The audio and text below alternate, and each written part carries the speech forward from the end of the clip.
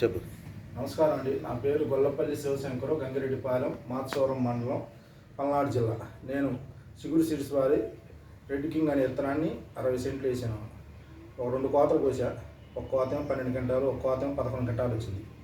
ఆ 2 కోతల మీద కూడా ఒక క్వింటమే తాలుగాలు అయ్యాయి. ఒక కోతేమో 12,000 రేట్ అమ్మా, ఒక కోతేమో 11,000 అమ్మా. అయితే ఈ తేజ మీద ఒక 1,000 రూపాయల డిఫరెన్స్లో పడ్డది. కాయ కూడా బాగా తాలుగా లేదు, తెగులు తట్టుకుంది, నంది తట్టుకుంది. బొబ్బర్ అనేది అసలు ఎంపీ లేదు.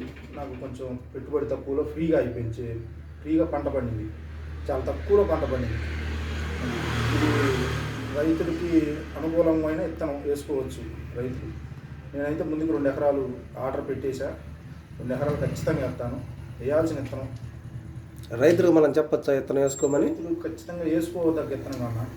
ఇలాంటి విత్తనాలు వదులుకోవడం కూడా ఇప్పుడు వేరే రకాలు వేసి దాన్ని నష్టపోయే కాడికి ఇలాంటి సింపుల్గా పండే విత్తనాలు వేసుకుంటే మనకే మంచిదిగా. పెట్టుబడి తక్కువలో ఎక్కువ తక్కువ.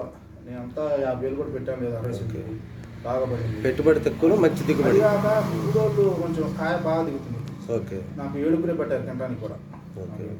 బాగా నచ్చింది నాకు విత్తనం. అందుకే 60 సెంట్లు వేసి ఇప్పుడు 1/2 ఎకరానికి వేస్తుంది, 2 ఎకరాలు వేస్తుంది.